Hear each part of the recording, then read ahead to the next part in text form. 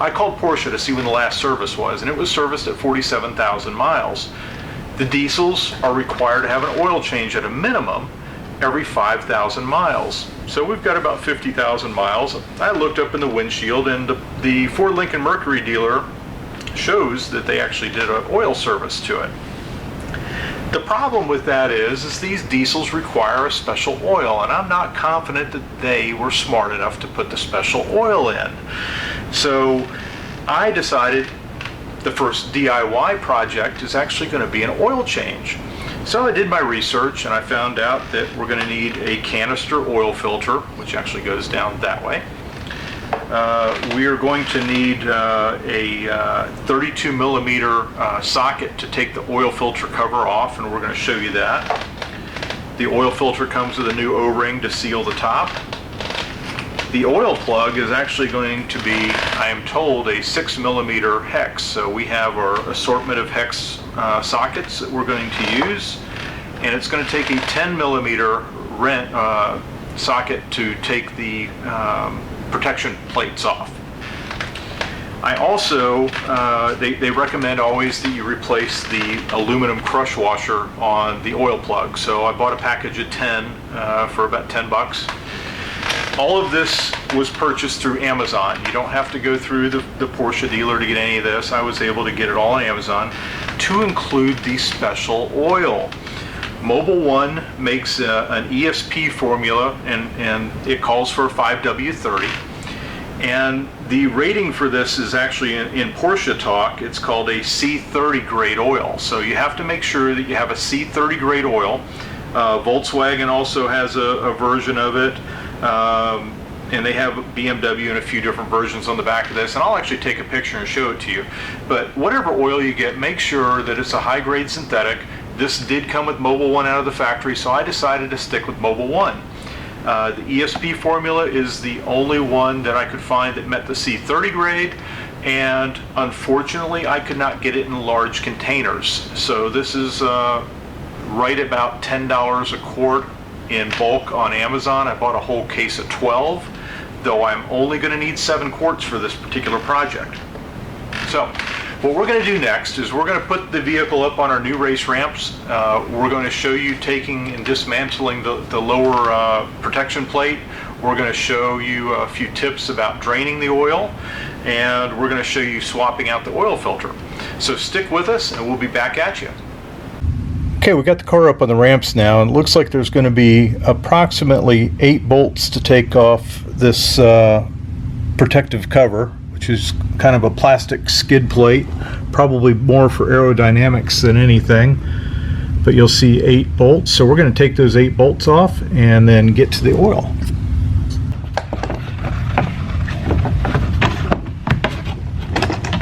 But either way, and from the looks of it, we're going to have to take the back part of this off too, so it's a couple more bolts than I actually thought.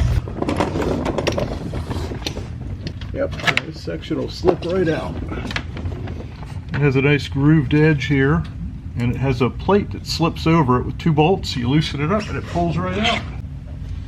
Okay, now we can get to the oil plug. And what some people say to do is to go ahead and wrap some aluminum foil around the cross member so that it doesn't mess your cross member up as much. So I'm going to do that. Guess it helps if your foil is not too long.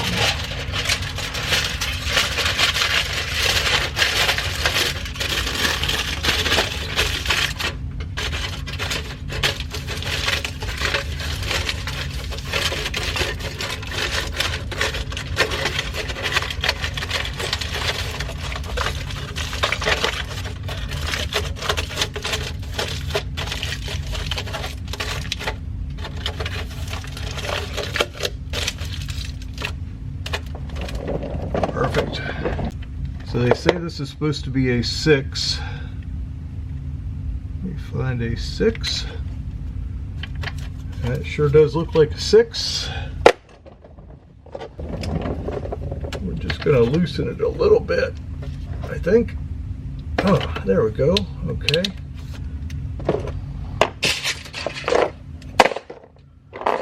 So go get the drain pan and let this guy drain out. Okay, you're going to want to have plenty of paper towels handy also, just in case. I've got the aluminum foil to set the drain plug on.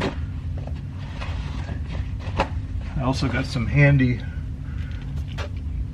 rubber gloves.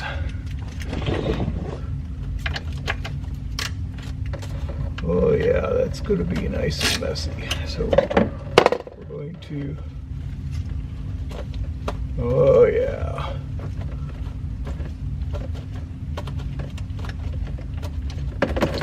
There we go. And I'll tell you, this oil does not look like it was just changed.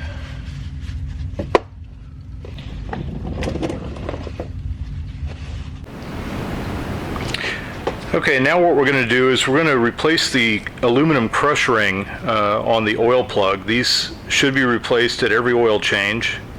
Again, I ordered a pack of 10 of these for $1 a piece.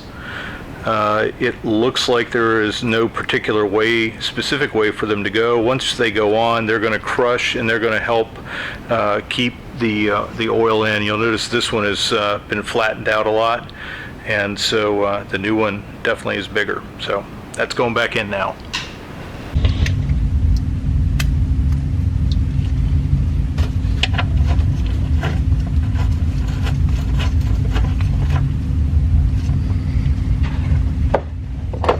What we're going to do is we're going to put the oil plug back in, and we're going to snug it down so that oil quits seeping out while we go get a torque wrench and torque this back down. You can feel that crush ring crushing, which is good.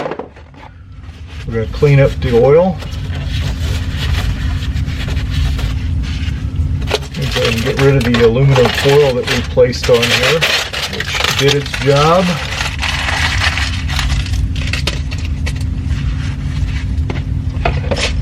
We'll be back with the torque wrench.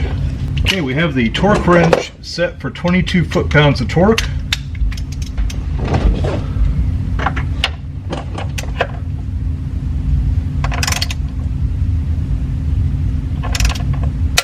And there we go, we got 22 foot-pounds. The washer is crushed nicely. It's all cleaned up. Should not see any leaks down here, though we will monitor. Let's go to the top side and get that done. Okay, the next step in this process is we're going to remove the plastic engine cover. And the plastic engine cover is held in with 4 plastic dowels into rubber plugs. So all we have to do is just lift up a little bit on it, and it comes right off. And then we have a nice view of the oil filter, and this is exactly what we're going to hit next. And this is the 32 millimeter that we had purchased specifically for this project. You're going to remove it in a counterclockwise fashion. It's going to be a little snug. It's got a rubber O-ring in it.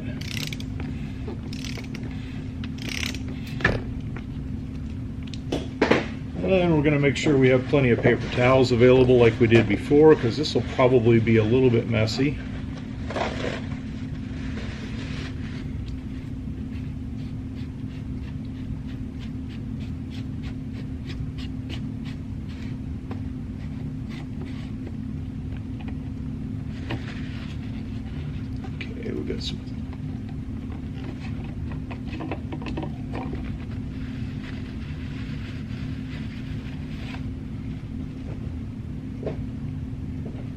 And that is the oil filter canister.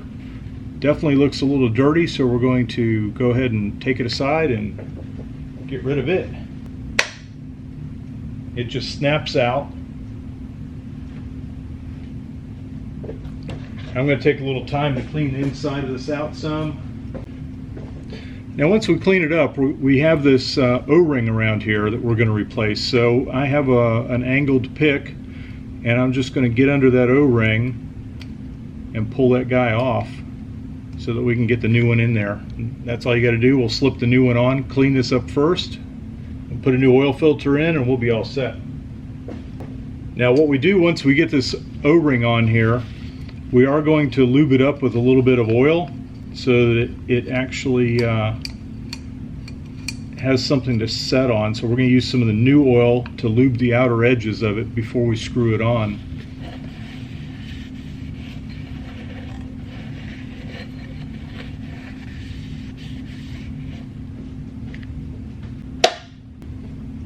All I did with the new oil filter is making sure that this long end sticking out, pushed it in, and it snapped into place, and then we're going to put a little oil on this and then step it right in. Okay, if you look down in the hole, about 2 o'clock position, looking at it from the front of the vehicle, you'll see the hole in which this particular piece drops down into. Now what we're going to do, you also want to lube up this little O-ring down here too. There's a locator hole, and what happens is you will set this in at the 12 o'clock position, and it will automatically find its location as you spin it. So you'll feel it click in, then the lid will spin down, and it has made its connection. So now what we're going to do, and it's set for, we're going to set it for 23 pounds.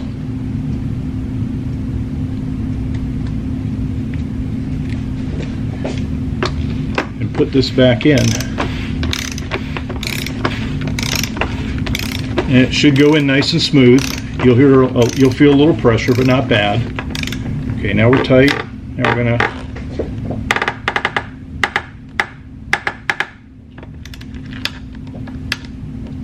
okay, so it's now tight.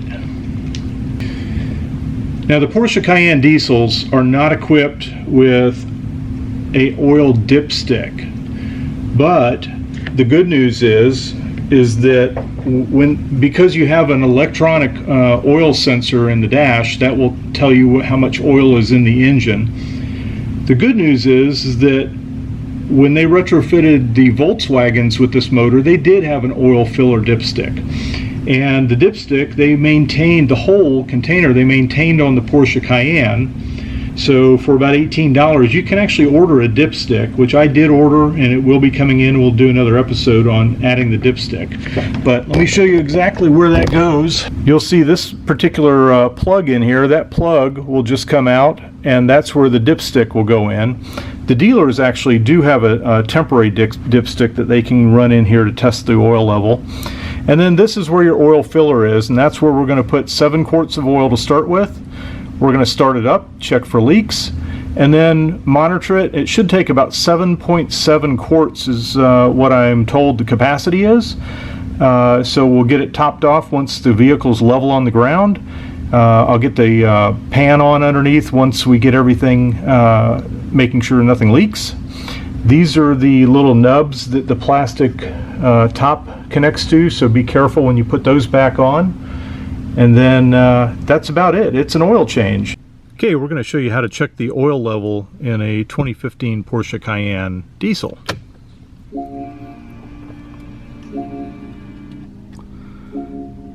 You're going to scroll your right mouse till it comes to vehicle.